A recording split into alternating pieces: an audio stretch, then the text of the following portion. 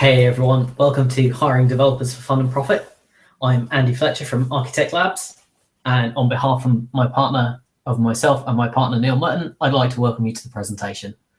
This is the first Hangout I've run in a couple of years, so forgive me if it's a little bit bumpy. The technology is a little bit unfamiliar to me, but hopefully it's a screen share and me talking, so it shouldn't be too bad. If you've got any questions, there's a Q&A app, should be on the right-hand side of your screen. Feel free to type in any questions as we go, and I'll either answer them on the way through or deal with them at the end. Presentation will be about half an hour, and I'm planning to hang around afterwards to take questions if anyone's got any, but that section probably won't be recorded, so that's not going to be in the replay. Right, let's kick off. So I'm going to start with a bit of a riddle for you. This thing all things devours, birds, beasts, trees, flowers, gnaws iron, bites steel, grinds hard stone to meal, slays kings, ruins towns, and beats high mountains down. What is it? I want you to have a think about that while we go through the presentation. We'll come back to it about halfway through. There's an important lesson in this riddle for hiring software developers. Since I've just asked you to think about a riddle, I will say you don't have to take any notes. I'll make the slides available afterwards in the group, and I've also got a presentation bonus pack available for you. It's got all kinds of goodies in there, including the notes, a write-up, and a load of stuff I'll tell you about at the end. But don't worry about noting anything down. It's all included in the pack you'll get as well. So let's start with the kind of the core message of the presentation, and that's that you need to hire software engineers and not coders. Everyone's got this idea that you can get your software built by one guy that works like $5 a day in the Philippines. It's a nice idea, but it doesn't really deliver software. It might have even been true 3 or 4 years ago when there was a lot of dodgy software being released in the space, but production values have got incredibly high now, and the race to the bottom, the race to turn out a WordPress plugin that you sell for $3 to generate some leads. That's not really where the industry's at now. Everyone's trying to get into charging, like, kind of the standard price point is $37 on the front end. There's a lot of mid-ticket stuff going for $300 a pop, a lot of continuity, and all of these things need actual engineers to deliver. It's just not enough anymore to have something cobbled together by some guy that works on it for half a day. So the trick is to find how you hire a software engineer and not just someone that's like read a WordPress book for half a day and can kind of deliver it. So that's the crux of this presentation, is how you're going to go about finding those guys, how you're going to filter through all the crap. And believe me, there is a lot of crap out there. How you're going to filter them and then hire the guy who, I'd like to point out, charges the same amount as all the other crap out there. You just want to hire the best guy you possibly can. It doesn't even cost that much more money, or even any more money a lot of the time. To give you an example, one of the agencies that I use, their developers range from $20 to $30 an hour, and they have no way to assess them. So every single one of those guys is like, there's everyone from guys who have done like a law degree and then a 3-month computer science, in inverted commas, conversion course, through to guys who have got 5-7 years experience, and the agency just hires them out of university or out of their conversion courses, slaps a price on them and sees what people will pay. Your job is to find the guy with tons of experience that can build you exactly what you want, and that's what we're going to talk about today. So one of the core parts is going to be your software strategy, and your software strategy needs to be to do less. What do I mean about that? Lots of people in this industry they've got some WordPress plugins, they're trying to get into SaaS, so they've got some Ruby on Rails stuff. They needed a desktop thing, so maybe they did some .NET, and then they got something built in Adobe Air. Then they got excited about mobile, so they've got some iOS stuff, they've got some Android stuff. And the bottom line is that every time you add something new to your product lineup, you want it to look like the rest. You want the guys you hire to be able to cope with ideally all of your product suite. And every time you add a new technology to it, you're just making your life harder, not easier. There's nothing wrong with taking really successful products and making a mobile app for it later, but for a long time, you need to pick something and stick to it. If you keep hiring you hear about this shiny new technology and you hire a guy that can do it. And then 3 months later, you're trying to launch a product on a different platform. You're just not really building up any core competencies. You're not giving yourself a chance to identify what makes someone really good at one technology. And ultimately, you just won't be able to support your products. So keep that in mind as you're working out a plan for who you want to hire. Make sure you're hiring a guy that is really good at the technologies that you need. And if in doubt, go PHP. Like, screw everything. Not true for mobile, but anything web, go PHP. It'll cover you for WordPress. It'll cover you for server-side stuff. It will cover a multitude of sins. Won't do mobile, won't do desktop, but for anything web, PHP should be your go-to. It's so much easier, and it's also cheaper. Ruby on Rails, Node, and all that. Developers are just rarer and they're more expensive. So let's get into the recruiting phase. The general approach you want to take, and this is my approach for hiring anyone, to be honest, but it's particularly true for developers. You need to do what I call casting a wide net and then filtering fast. So what do I mean by that? Basically, you want to get your ads up on as many sites as possible. You want to be getting referrals from as many people as possible. You want to get in front of as many developer eyeballs as you possibly can, but then know how to filter people out really quickly. Taking an example of Odesk or Upwork as it is now, it wouldn't be uncommon when I posted a job ad on there for me to get several hundred applicants. And believe me when I tell you, of those, 95% of them just cannot do the job, and they're trying to win the lottery. They're hoping they will have an interview with you that goes something like, "Can you do this? Yes. Awesome. Here's money." And you really don't want to hire that guy. You need to hire someone that can do it. And you can't afford to spend a week working full time interviewing people to find that guy. You need systems in place so that all of the idiots fall by the wayside really, really quickly. Right, let's start with Aware. There's a post up in the Software Shack Facebook group about how much you can expect to pay and where to go. But I'm going to do a quick rundown anyway, because it's important to get ads up on all of these sites. Onlinejobs.ph is fantastic for tech support stuff. You can find kind of medium developers, certainly guys that can sort out your WordPress issues for as little as $5 an hour. They're probably not going to deliver even a WordPress plugin for you for that kind of price, but lots of tech support stuff you can get done really cheap there. In terms of sites to advertise on that can actually deliver things, Freelancer, Upwork, Elance, they're kind of the staples, the go-tos. I think many of these are getting just being bought out by the same company now, and they've got a lot of the same people on there. This is where you'll get the bulk of your applications, and most importantly, it's where the bulk of the agencies hang out. As you try to scale your dev team, you're going to find it really hard to find the next hire and the next hire. It becomes a lot easier when you get some inroads into the mostly Eastern European agencies that are out there. I've built up contacts with several of them now, and when I need a new guy, it's rare for me to need to go to these places. I hit up the account managers and I say, "I need to hire a developer. Who have you got available?" And it saves a ton of time. But in the first place, when you just need to hire someone, you need to get a load of job ads out there. And these are the places to do it. On the Upwork style sites, you can expect to pay in the region of $20 to $30 an hour. More than $30 an hour, you're probably overpaying. Less than 20, and you should be pretty worried about what he's crap at. In some cases, what he's crap at is pricing, and that's great for you.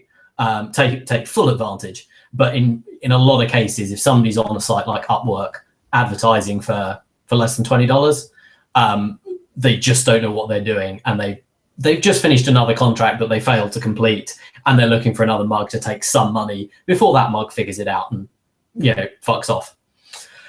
So Stack Overflow is kind of the creme de la creme of developers because of the community aspect of the site. The level of developer is that much higher, and because you can see their community reputation, you can check out the answers they've given on Stack Overflow. The level of developer you could hire is much, much higher, but it comes at a cost. You're probably looking more like $30 an hour at the low end, and the price can be a lot higher.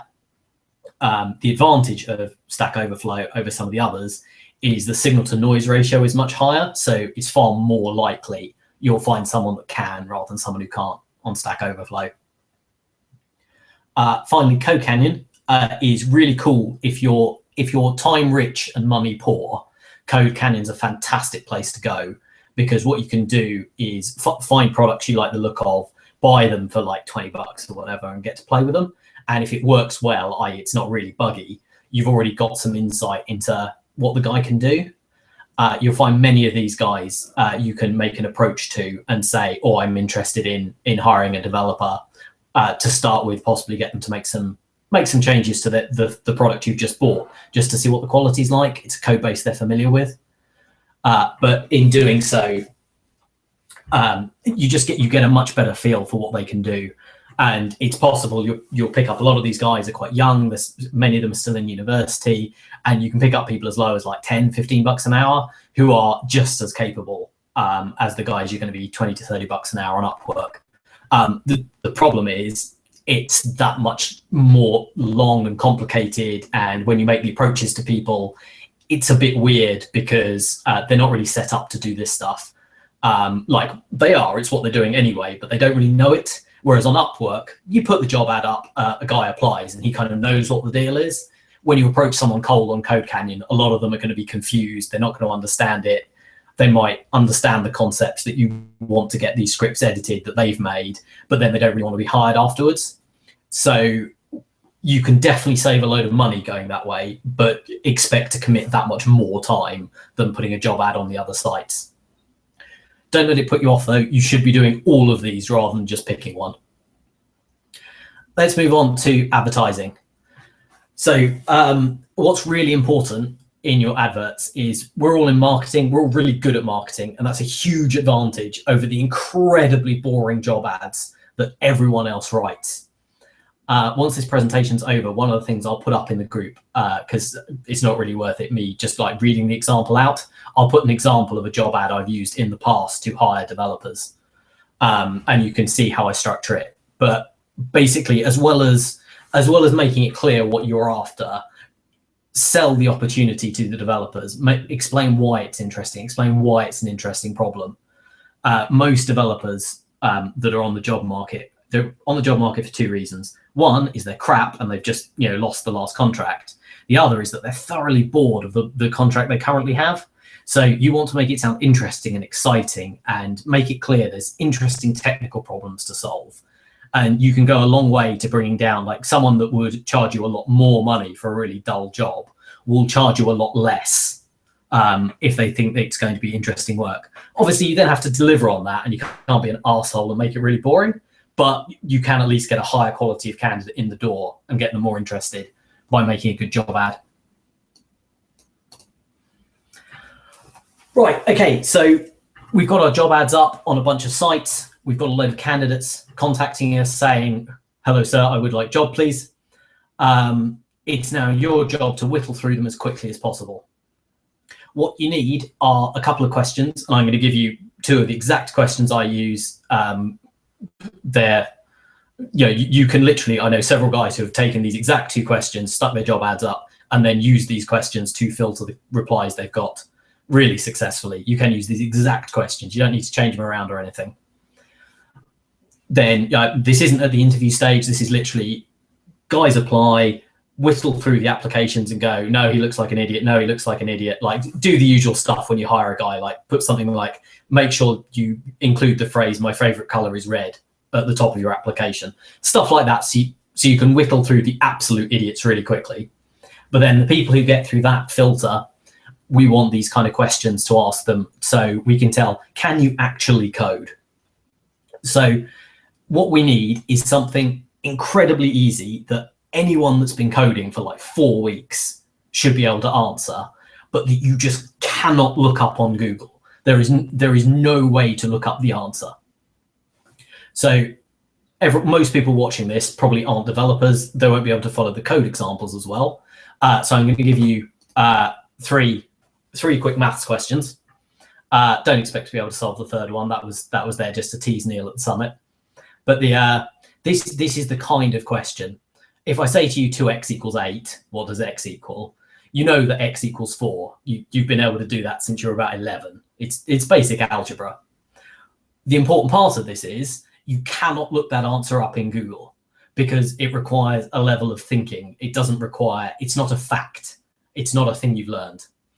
And that's, or rather, not a thing you've learned just to parrot verbatim, which is where we come back to our riddle. I'm just going to scan back up and show it to you again.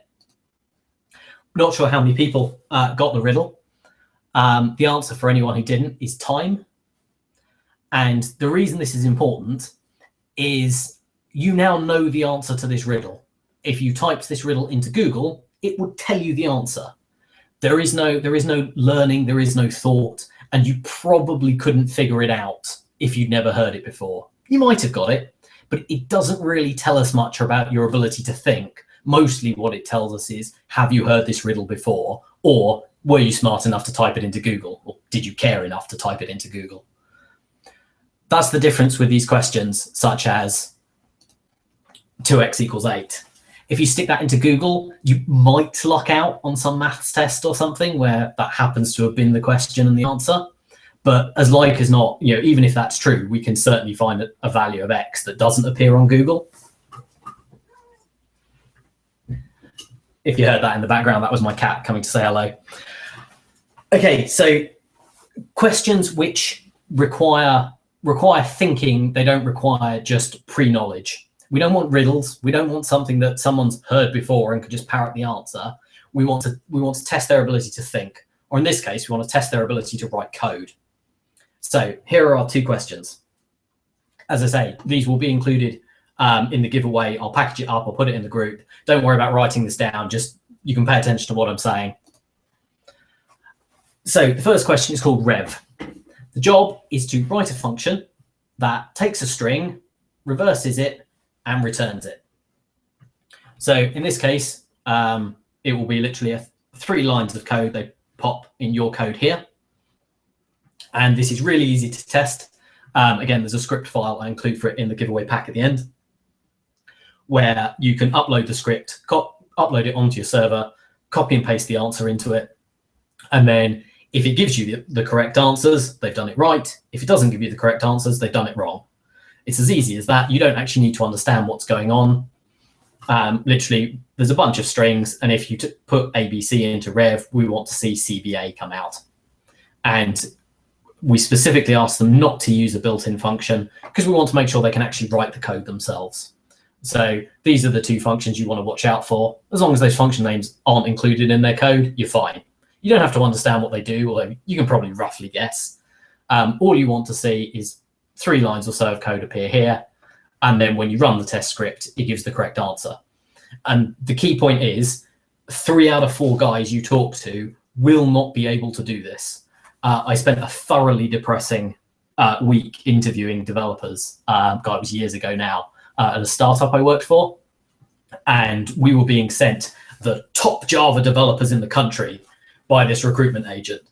And I sat there for a week interviewing guys, and they literally, sit them down, have a nice chat, get them settled, ask them this question, and none of them could do it for an entire week. It was incredibly depressing. What's more depressing, though, is not asking these questions and then hiring that idiot and then realizing 2 months later you paid a load of money for him to do nothing. So just to repeat that again, there's a giveaway script. You'll upload a single file to your server, copy and paste the answer they give you into it, and then it'll output in your web browser either a bunch of correct answers or a bunch of wrong ones. And then you'll see were they able to write the code. Question 2 is FizzBuzz. This one's a very common interview question used in developer circles. But what I've done is I've changed it ever so slightly. So if all the guy does is copy and paste the answer he's given before, you'll know he's not paying attention. This question, as I've mentioned with the other ones, the key part about this question is it's so easy. There are like people who define themselves as non-techie marketers that can do this question. It's so simple. But what it tests is their attention to detail. And most developers just don't have it. And the guy that has no attention to detail, you do not want to hire because he will cost you so much money in stuff that doesn't work. So question for FizzBuzz reads, print the numbers from 1 to 20 inclusive. And for each, if it's a multiple of 3, print Fizz. If it's a multiple of 5, print Buzz. If it's a multiple of 3 and 5, print FizzBuzz. This looks like it might have a trick in it, might have some snag, some gotcha. It really doesn't. It's literally do exactly what it says on the screen. I've even got on the next slide, that's the answer, that's the output. And again, I've got a script file that you can, or in fact, you pretty much, you just copy and paste what they give you into a file, upload it to your server via FTP. I can explain to you how to do that if you don't know, and then see what the output is. And if it looks like that, they've done it right.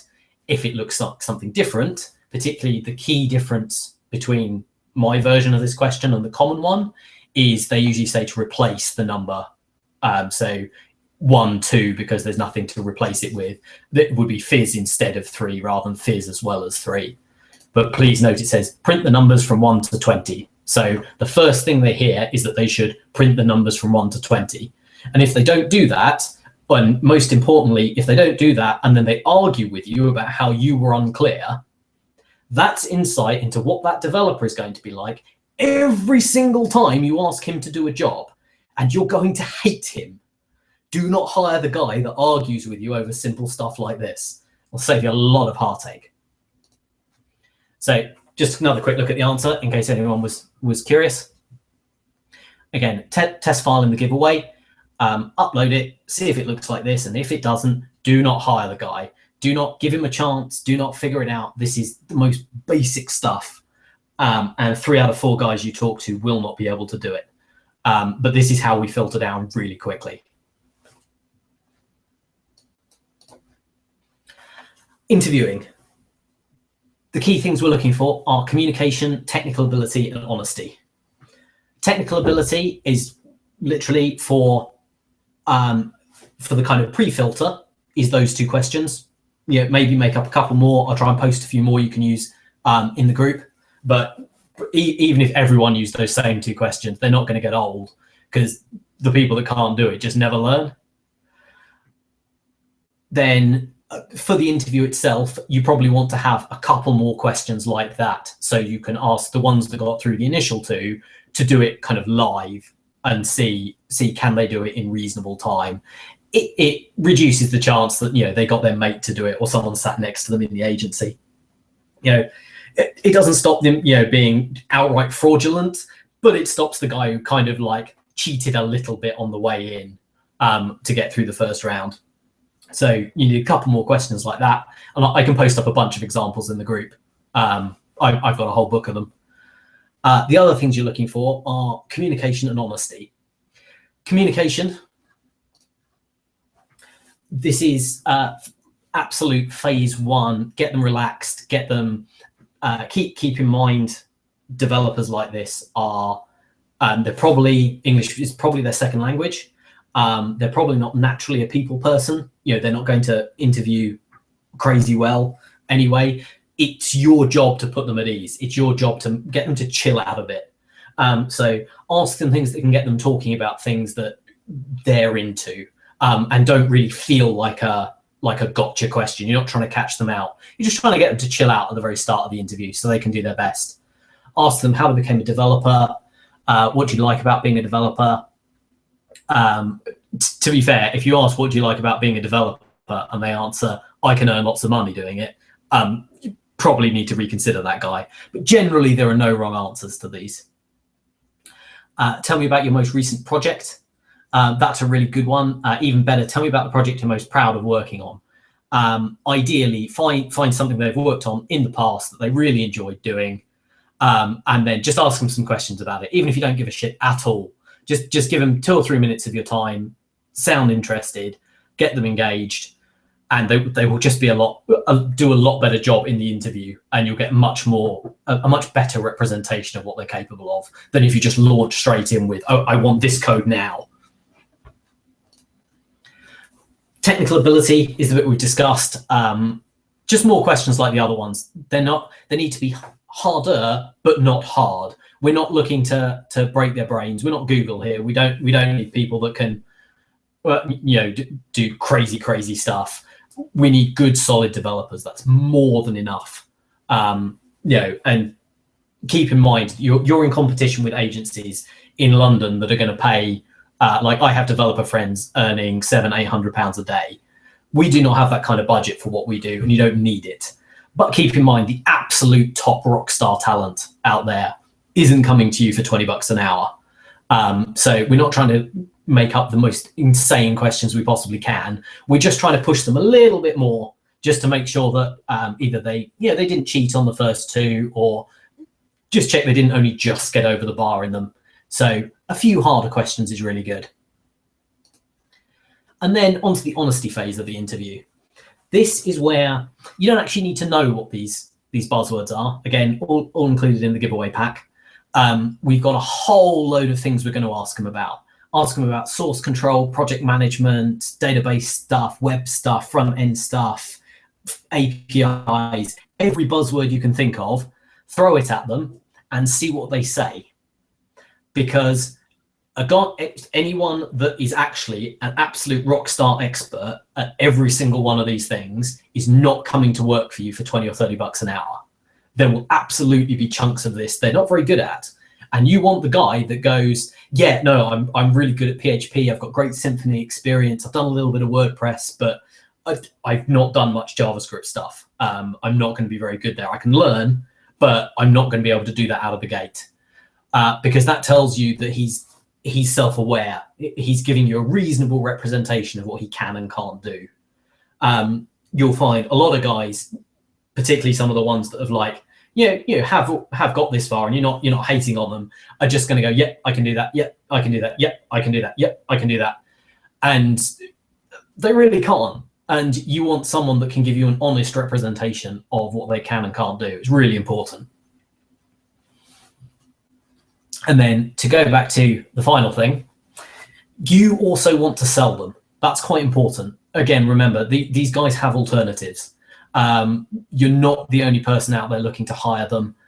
There are tons of jobs out there for them. It's certainly when you're hiring Eastern Europeans from the agencies, it's not as competitive as somewhere like London, but it's important to remember that these aren't, they have a desirable skill. Certainly the best ones, the guys that ace your interview process, are really personable, get on with you really well, incredibly honest. They've got options. So make sure you take a few minutes. I usually do it at the end once they're feeling a bit invested in the process anyway, to get them to ask me questions, and also just to give them a 2 or 3 minute spiel on why what we're building matters, why it's going to be interesting, why it's going to be a bit exciting. And you'll find you'll get a lot more people come through and sign on at the end of it. Nothing's worse than, let's say you've had 500 applicants, you've whittled it down to the 20 or 30 from the questions, you've ruled out a few more, you've done 20 interviews, and you found the guy, and you send him an offer, and then a week later he's like, oh no, I'm going somewhere else. That's pretty soul destroying. It's really worth that extra 2 or 3 minutes to tell them why they should come to work for you.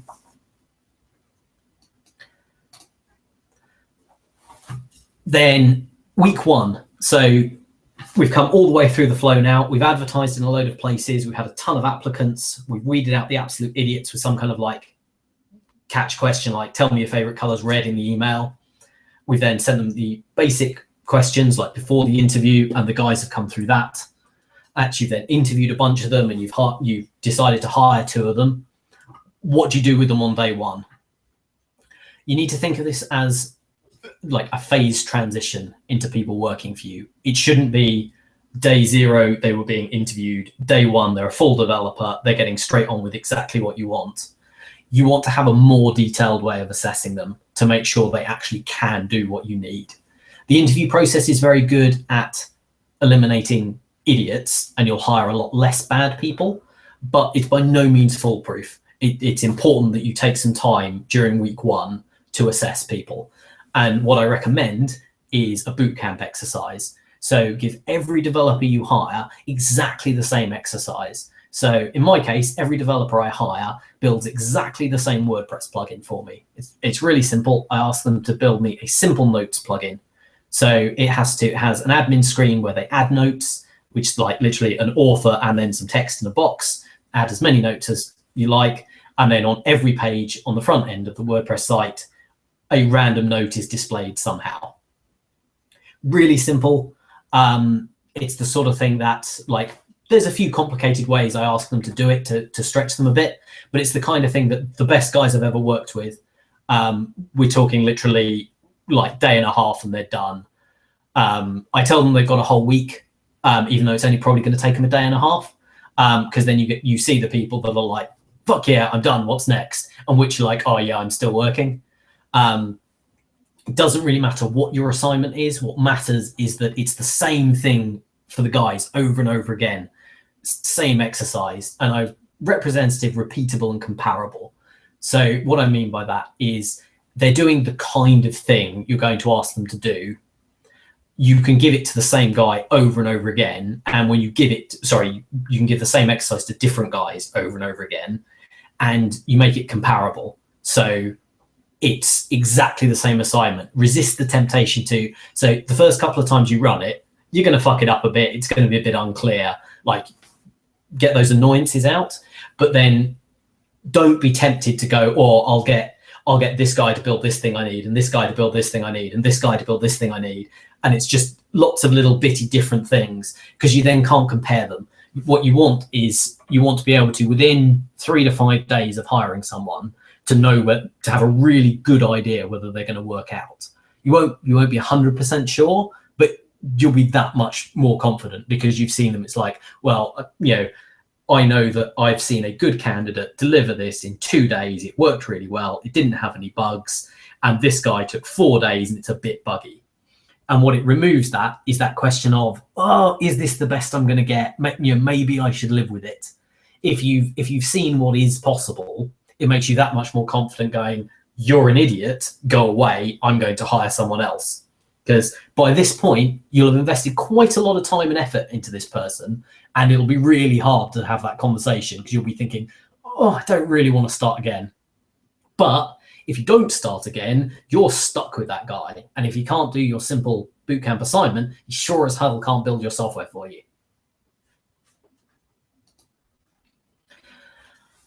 Sorry, that should say Architect Labs bonus pack. In the bonus pack that I'll be sticking up in the group, details of, well, you've already seen the details of best place to post a job ad up. I'll stick an example job ad that I have used exactly as is. You can pretty much change the names in it and change a couple of details and use that job ad. It's incredibly successful. It uses a bit of direct response marketing, gets tons of applications every time, gets developers really excited to work from you. I will stick in there the questions I use, example answers, the script so you can run it for yourself. And then I've also included Skype histories from 4 developer interviews. So I think it's two I hired and 2 I didn't hire because of the interview. So you can have a read through and see, it's like, oh, okay, like I see why, how the conversation went and why we wanted to hire that and why we didn't the other guy. It's quite useful to read. Cool. Thank you for watching. This has been Hiring Developers for Fun and Profit as part of the Software Shack Facebook group. If somehow you've ended up seeing this without being in the group, look us up on Facebook. Otherwise, I will stop it there and ask, has anyone got any questions?